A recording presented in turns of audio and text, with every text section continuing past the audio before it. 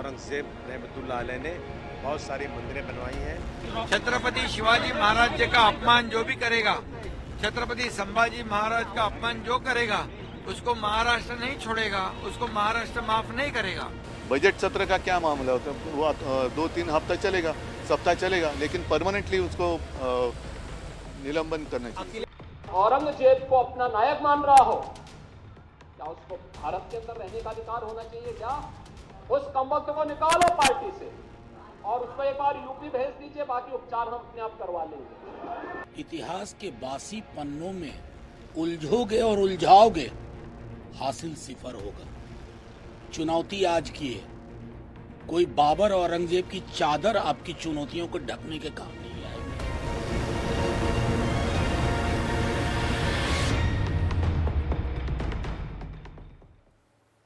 नमस्कार, hot topic में आपका स्वागत है। मैं हूं अखिलेश शर्मा। मुगल शासक औरंगजेब को लेकर विवाद लगातार बढ़ता जा रहा है। महाराष्ट्र से शुरू हुआ ये बवाल और अब धीरे धीरे यूपी, बिहार समेत अन्य राज्यों में भी तूल पकड़ता जा रहा है। इस औरंगजेब प्रेम विवाद में एनडीए के घटक दल जेडीयू के नेता भी कूद पड़े हैं। जेडीयू एमएलसी खालिद अनवर ने भी औरंगजेब को लेकर कसीदे पढ़े, जिस पर बीजेपी ने नाराजगी जताई। ये जहाँ तक मुग़ल हुक्मरान औरंगज़ेब का ताल्लुक़ है, औरंगज़ेब के बारे में हिस्टोरियंस की जो राय है वही राय सही होगी। और हिस्टोरियंस की राय उनके बारे में यह है कि वो एक अच्छे हुक्मरान थे, अच्छे राजा थे। देखिए, जो बोले हैं इस तरह का, ये काफ़ी दुखद और गलत बात है। औरंगजेब ने इस देश को लूटने का काम किया। एक आताताई के रूप में औरंगजेब का नाम लिया जाता था, तो बोलने वाले पे कार्रवाई हुई। बिहार में चर्चाएं हो रही उनके पक्ष की, तो ये काफ़ी दुखद और चिंताजनक है। जो लोग उनके पक्ष में बात करते हैं उनको इतिहास पढ़ना चाहिए, इतिहास से सीखना चाहिए। और जिसने देश को लूटने का काम किया, ऐसे लोगों का अगर हम महिमा मंडित करते तो काफ़ी दुखद है। अगर इस तरह की कार्रवाई यहाँ होती है तो कार्रवाई यहाँ भी होनी चाहिए। तो सवाल यही उठता है कि क्या खालिद अनवर पर भी वही कार्रवाई होगी जो अबू आजमी के खिलाफ हुई है। बहरहाल औरंगजेब विवाद की गूंज आज राजस्थान विधानसभा में भी सुनाई दी। शिक्षा मंत्री मदन दिलावर ने औरंगजेब को तो बर्बर शासक बताया ही, मुगल बादशाह अकबर को भी रेपिस्ट, आक्रमणकारी और लुटेरा करार दिया। क्या क्या पढ़ाया? महाराणा प्रताप को छोटा बताने का यत्न किया, और अकबर जो मीना बाजार लगाता था, जो बलात्कारी था, जो आक्रांता था, लुटेरा था, उसको महान बताया। औरंगजेब ने अनगिनत हिंदुओं को मारा, सैकड़ों मंदिरों को ध्वस्त किया, हिंदुओं पर जजिया कर लगाया। उसकी सच्चाई देश के विद्यार्थियों के छिपाकर उसका इतिहास अनेक वर्षों तक पढ़ाया गया। दरअसल ये सारा विवाद तब शुरू हुआ जब अबू आजमी ने एक बयान दिया। इसमें उन्होंने औरंगजेब का महिमा मंडन किया। उन्होंने कहा कि सब गलत इतिहास दिखाया जा रहा है। मैं औरंगजेब को क्रूर शासक नहीं मानता। औरंगजेब ने बहुत सारे मंदिर बनवाए थे। बनारस में पंडितों ने औरंगजेब के लिए मस्जिद बनवाई। औरंगजेब ने पंडितों को न्याय दिलवाया था। ये सारी बातें अबू आजमी ने कही थी। वहीं चंदौली से समाजवादी पार्टी के सांसद वीरेंद्र सिंह ने पार्टी से अलग लाइन ली है और औरंगजेब को क्रूर शासक बताया। इसमें कोई दो राय नहीं है कि ज्यादातर उनका शासनकाल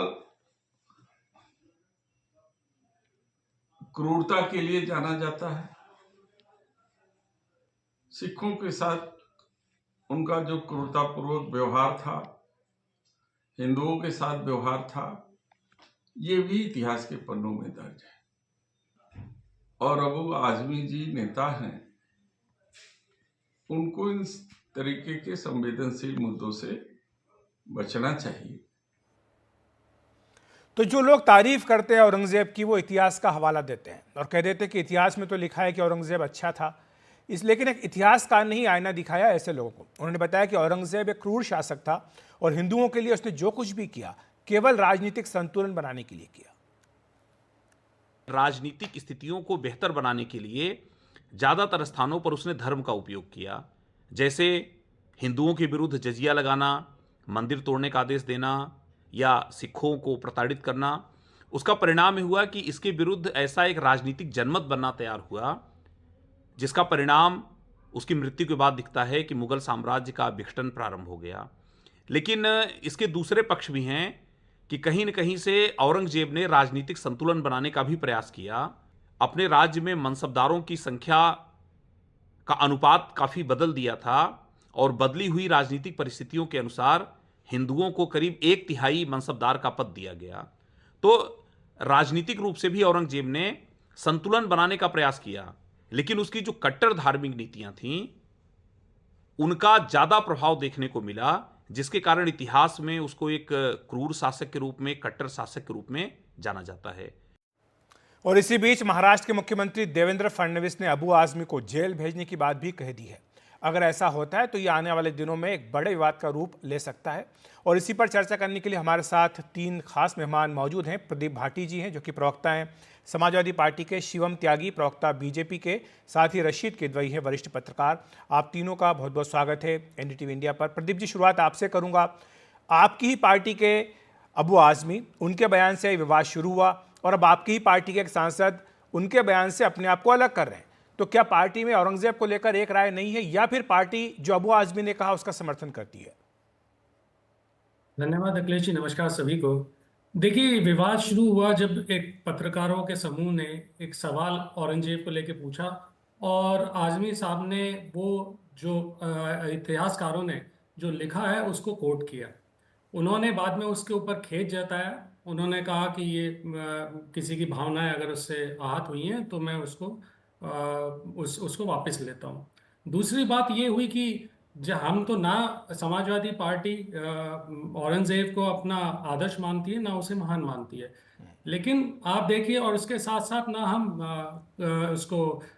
ना तो हम गॉडसे को महान मानते हैं, ना हम जिन्ना को महान मानते हैं।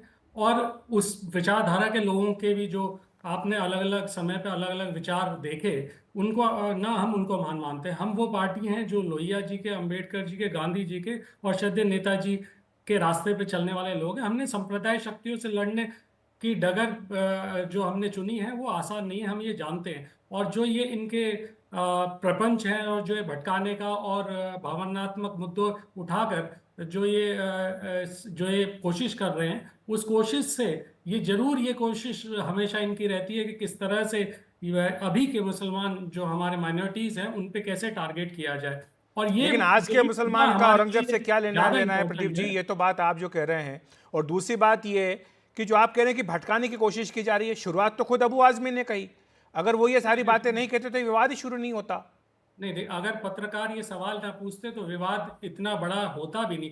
तो उस तरह से जो हिस्टोरियंस ने लिखा है, आप सभी उनको मिटा दीजिए जो लिखा है। हम कब कह रहे हैं कि वो क्रूर राजा नहीं था?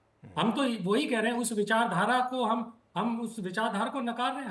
हम उस विचारधारा को भी नकार रहे हैं जिसने जिन्ना को सेकुलर बताया, जिसने हिंदू मुस्लिम यूनिटी का सबसे बड़ा महान व्यक्ति बता दिया जिन्ना को। हम उस विचारधारा को भी नकार रहे हैं जो अभी कैबिनेट मिनिस्टर बैठ के कह रहे हैं कि जो गॉडसे है वो सपूत है इस देश का। हम तो उस विचारधारा के भी खिलाफ हैं। लेकिन इस विचारधारा के जो ये विचारधारा पनपती है, उसमें जो ये राजनीतिक अपनी महत्वाकांक्षा को सामने दिखा के और दूसरों को ब्लेम करने की कोशिश करते हैं, ताकि बात इस पे ना हो जाए कि किस तरह से 30 साल पुराना रिकॉर्ड तोड़ के शेयर बाजार ने, डॉलर ने, पेट्रोल ने ये मुकाम हासिल किए हैं मोदी सरकार के अंदर। कहीं बात रोजगार पे, महंगाई पे ना हो जाए। तो ये सारे मुद्दे जो उठे हुए हैं उन पे ध्यान भटका जा रहा है। और इसी को ध्यान भटका के एक बहुत अच्छी लाइन मैं अगर वो कह सकूं, अदम गोडवी साहब की लाइन है कि दफन है जो बात उस बात को मत छेड़िए,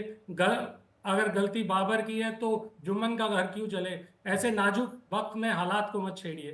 तो इस समय ऐसी चीजें भड़काकर आप जो 300 साल 350 साल पुरानी बातें हैं उससे आप आज क्या हासिल कर लेंगे, उससे आपको आज क्या मिलने वाला है। लेकिन जो हम जो ये कहते हैं कि भटकाना और चाहे भावनाओं को भी कहीं ना कहीं उसमें उबाल देना, उसका कारण ही ये है कि भारतीय जनता पार्टी बहुत से बड़े मुद्दे जो देश के अंदर संकट है, ठीक है प्रदीप जी, अमेरिका से रेसिप्रोकल टैक्स लगने जा रहा है। मैं आऊंगा उस पर, इन तमाम मुद्दों पर आऊंगा। शिवम त्यागी हमारे साथ हैं, मैं आता हूं आपके पास प्रदीप जी। शिवम जी, आपने सुना प्रदीप भाटी को, साफ तौर पर कह रहे हैं कि औरंगजेब तो बहाना है, असली मुद्दों से ध्यान भटकाना है।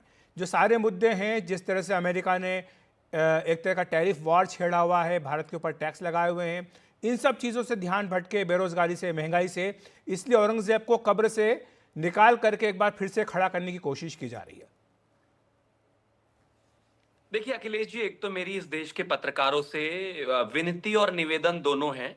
समाजवादी के जो नेता हैं वो बेचारे बहुत ही सीधे साधे लोग हैं, उनसे ऐसे कठिन सवाल मत पूछा कीजिए आप पत्रकार लोग। आपने पूछा कि भाई अखिलेश भाई ये जो अबू आजमी है इन्होंने तो खुद ही बोला औरंगजेब के ऊपर, बोलते कि नहीं नहीं आपने ऐसा सवाल पूछा तो जवाब तो देते ही। अब पत्रकार सवाल क्या पूछे समाजवादी के नेताओं से, ये भी समाजवादी वाले ही तय करेंगे। और ये कोई ये मतलब ये दूध पीते हुए लल्ले तो है नहीं नेता जो उनसे सवाल पत्रकार पूछेगा तो वो कुछ भी अंड बंड बोलकर निकल जाएंगे। नहीं, मैं मानता हूं कि पार्टी की एक लाइन होती है, पार्टी का एक आधार होता है, पार्टी की एक विचारधारा होती है, उसके आधार पर तमाम नेता बोलते हैं। और अखिलेश यादव का जो कल का ट्वीट है वो स्वयं ही ये बताता है कि औरंगजेब की तारीफ करना उनको लगता है कि freedom of expression and speech है। जर्मनी में किसी की औकात या हैसियत है क्या वो हिटलर के बारे में कुछ तारीफें करके वहां पर freedom of expression and speech बता दे? कोई इस तरह की बातें कर सकता है क्या? हमारे घर में कोई आदमी घुस गया, उसने घर पर कब्जा कर लिया, उसके बाद हमारी 3 पीढ़ियों बाद हमारे बच्चे मजबूत हुए, उन्होंने उस घर को वापस ले लिया, तो उसको महान बताएंगे क्या? उसके नाम पर कमरों के नाम रख देंगे क्या? औरंगजेब कमरा, गजब बात हो गई भाई। दूसरी एक और चीज जी, राशिद अली जी को या फिर किसी को भी या जो भी इस देश के मुसलमान हैं उनको औरंगजेब से क्यों जोड़ना है भाई? हमें पता है आपको तुष्टिकरण करना है, हमें पता है आप इसी तुष्टिकरण की वजह से ही औरंगजेब का नाम ले रहे हैं, हम जानते हैं इस बात को।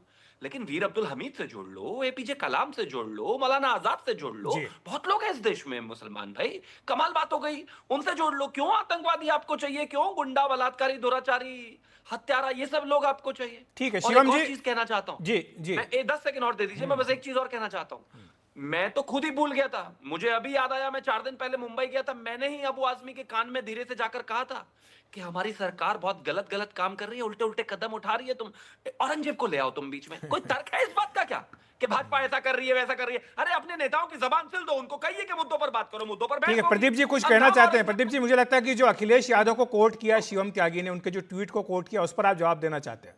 मैं दोनों बातों पे जवाब देता हूँ। पहली बात तो माननीय अखिलेश यादव जी ने जो उनका निलंबन हुआ है उसके ऊपर सवाल उठाया कि आप जो सदस्य है विधानसभा का, अगर उसके अंदर कोई विधानसभा के अंदर कोई गलत बात कहता है तो उसके ऊपर कार्रवाई विधानसभा करती है। बाहर दिया गया बयान के लिए कोर्ट है, न्यायालय है और पुलिस है। तो पहली बात तो ये निलंबन किसी कोई आधार नहीं है, लेकिन क्योंकि भारतीय जनता पार्टी को यहाँ ब्राउनी पॉइंट दिखा, वो तो कह रहे हैं कि जेल भी भेजा जा सकता है, खून कटवा के शहीद घोषित करना है। बात तो ये भी है कि जेल भी भेजा जा सकता है उनको। नहीं वो ये करने के लिए तो बहुत कुछ कर सकते हैं और ये कर भी रहे हैं। देश के साथ लोकतंत्र को ये मानते नहीं है, कानून व्यवस्था को मानते नहीं, तो कर भी सकते हैं। उसके साथ हमने भी कान में कह दिया था इनके पार्टी के प्रेसिडेंट को कि जिन्ना को सेक्युलर बताइए। हमने भी कह दिया था इनके गिरिराज को जो अभी कैबिनेट मिनिस्टर है कि उसे देश का सबूत बताइए। इस विचारधारा की जिन्होंने आपने देखा कितने बलात्कार हुए उस समय पे, आजादी के जब ये विभाजन हुआ उस समय पे, तो हमने कहा था उनको जाके उसकी मजार पे जाके सजदा करिए और उनसे जाके कहिए ये तो पार्टी के प्रेसिडेंट थे।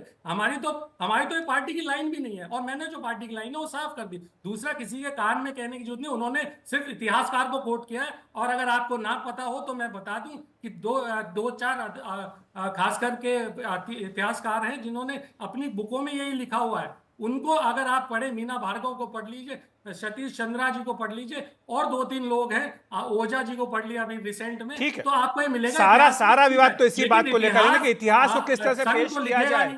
अगर इतिहास सही तरीके से लिखा गया होता, बताया गया होता, तो शायद ये विवाद इतना खड़ा नहीं होता। शिवम जी आप कुछ कहना चाहते हैं? फिर मैं रशीद जी के पास जाऊंगा, काफी देर से इंतजार कर रहे हैं, संक्षेप में शिवम जी। देखिए मैं बस एक चीज आपको कहना चाहता हूं कि जहां तक इन्होंने इस बात को कहा कि जो है जिन्ना को मानते हैं, उसको मानते हैं, इसको मानते हैं, रशीद किदवई जी बड़े पत्रकार हैं, आप भी बड़े पत्रकार हैं, जानते हैं कि जब जिन्ना की मजार पर गए तो देश और संघ और भाजपा और सब जगह क्या माहौल बना, लोगों को इस्तीफा तक देना पड़ा।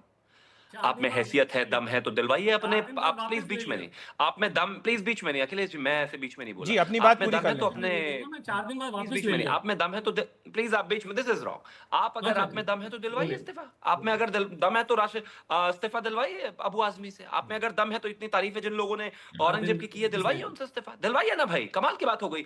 दिक्कत नहीं है, यही परेशानी है आपकी। ये इसी तरीके से भटकाओगे, इधर उधर की बातें करोगे, औरंगजेब को महान बताओगे, उसका महिमा मंडन करोगे, देश में में बलात्कारी, दुराचारी, अत्याचारियों की तारीफ करनी है, उसको मुसलमानों से अलाइन करके वोट लेने की कोशिश करनी है और फिर यहां पर आकर भाषण भी देना है। मैं सिर्फ एक चीज कहना चाहता हूं, इस देश में या किसी भी देश में या दुनिया के किसी भी देश में अगर कोई भी व्यक्ति बाहर से आया है, उसने देश में अत्याचार किए हैं, तो उसके लिए कोई जगह नहीं होनी चाहिए। उज्बेकिस्तान से आया हुआ एक आदमी जिसके उसके खुद के देश में उसके नाम से एक शौचालय नहीं है, उसके नाम से एक बिल्डिंग नहीं है, एक सड़क नहीं है, उसको सर पे उठाकर घूमो हिंदुस्तान में। अगर आपको मुस्लिमों की वोट ही चाहिए तो मैं तो कहता हूँ जी शिवम जी, प्रदीप जी, मैं आता हूँ आपके पास, रशीद जी के पास जाना चाहूंगा। काफी देर से इंतजार करें। रशीद जी, आपने दोनों की बातें सुनी, दोनों के तर्क सुने, लेकिन क्या आप इस बात से सहमत है कि औरंगजेब की बात बार बार इसीलिए कर दी जाती है कि जो असली मुद्दे उनसे ध्यान भटका दिया जाए, या फिर यह समय भी आया है कि जब औरंगजेब के बारे में एक निष्पक्ष आकलन किया जाए, सारे तथ्य सामने आए, एक तरफा इतिहास ना हो बल्कि इतिहास की सारी बातें सामने आनी चाहिए?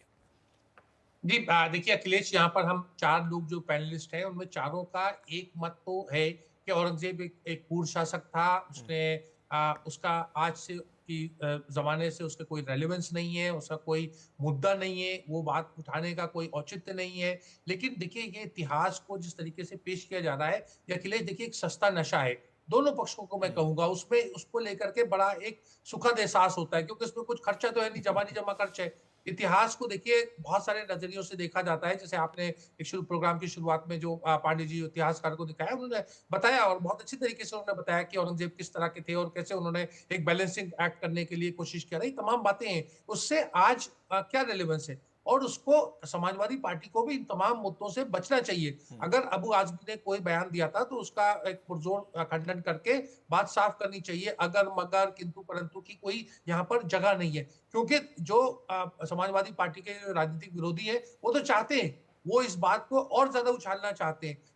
लेकिन आज हमारे दोस्त जो शिवम जी भी यही कह रहे थे कि आज के मुसलमानों से उसका कोई रेलेवेंस नहीं है, ना उनको कोई उनकी कोई जिम्मेदारी है, ना उनका कोई कनेक्ट है। वो एक शासक वर्ग का व्यक्ति था और शासक वर्ग के व्यक्ति ने अपने बाप भाई के साथ जो कुछ किया वो जग जाहिर है। मैं आपको बताते चलूं अखिलेश की मुस्लिम समुदाय में औरंगजेब नाम भी नहीं रखा जाता। लोग अपने बच्चों का नाम औरंगजेब रखने से कतराते हैं, बचते हैं। उसका क्या कारण है?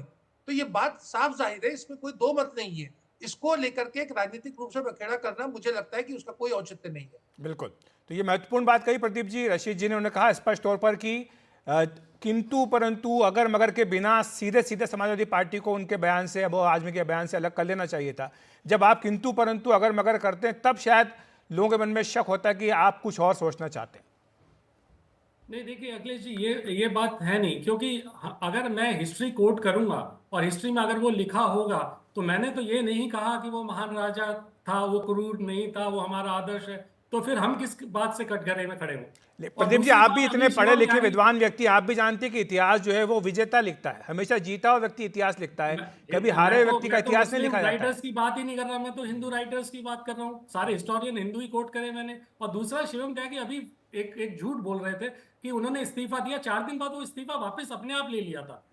तो ये बात आप गलत नहीं करो। और जब हमने कोई बात सिर्फ कोट किया है किसी बात को, तो आप उसके लिए हमें ब्लेम करते हो। और हमने खेद भी व्यक्त कर दिया कि भाई इस बात पे अगर आप किसी को ये लगा हो कि हमने किसी की भावनाओं को भड़काया है, तो वो हमने उसका खेद प्रकट कर लिया। लेकिन भारतीय जनता पार्टी इस बात को तूल दूसरे कारणों से देना चाहती है। वो कहीं ना कहीं इसको फिर दोबारा से हिंदू मुस्लिम के चश्मे से देख के किस तरह से टारगेट करके अपने आप को बड़ा हिंदू दिखाने की कोशिश करना चाहती है। वहीं पे अगर ये आप देखेंगे तो इनका कहीं भी हिंदू धर्म से भी इनका कोई दूर से नाता नहीं है। अगर ये ठीक है, जाते जाते संक्षेप में शिवम जी हत्या में इन्वॉल्व लोगों का महिमा मंडन कर सकते हैं, तो ये किस तरह से हिंदू धर्म के रखवाले बन सकते हैं? ठीक है शिवम जी, जाते जाते आपसे संक्षेप में, आपके जेडीयू के एमएलसी हैं बिहार के, उनका बयान भी करीब करीब वैसे ही जो कि अबू आजमी का बयान आया, क्या उनके खिलाफ भी कार्रवाई होगी? जेडीयू के हैं नेता। मैं तो कहता हूं हम तो हर चीज के विरोध में, बिल्कुल है इस बात के विरोध में। और एक और चीज कहना चाहता हूं, एक जाहिल का, बलात्कारी का, दुराचारी का, अत्याचारी का इतिहास में जगह हो सकती है, क्योंकि इतिहास नहीं बदला जा सकता, लेकिन उसका महिमा मंडन नहीं किया जा सकता।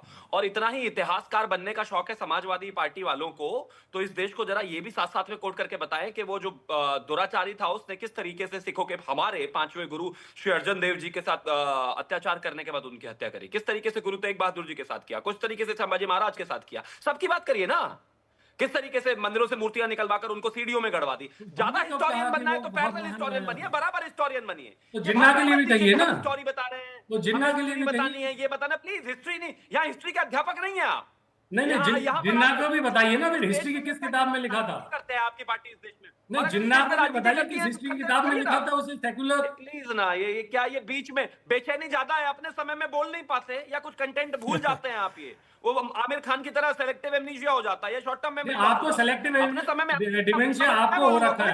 आप बता दीजिए जो सवाल पूछा। मैं अपने समय में बोल रहा हूँ, मैं आपके समय में बिल्कुल डिस्टर्ब नहीं करता, आपको जो मर्जी बोलिए। फिर से अंत में कहना चाहता हूँ, विषय बहुत साफ है जी, संक्षेप में। औरंगजेब इस देश के हिंदू या मुसलमान, सिख, ईसाई, जैन, पारसी, बौद्ध और ओवरऑल हिंदुस्तानी का कोई हीरो नहीं हो सकता। मैं हमारे साथ इस पैनल में एक मुस्लिम भी हैं, उनका भी हीरो औरंगजेब नहीं हो सकता।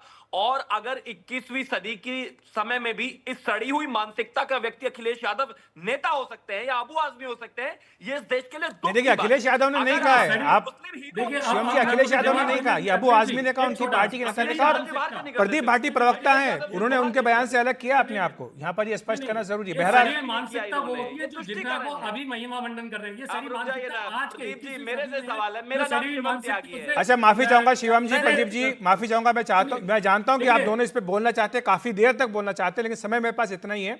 आप दोनों का शुक्रिया हमारे साथ जुड़ने के लिए, और रशीद जी आपका भी बहुत बहुत धन्यवाद हमारे साथ जुड़ने के लिए। हम एक ब्रेक ले रहे हैं, ब्रेक के बाद तुरंत हाजिर होते हैं।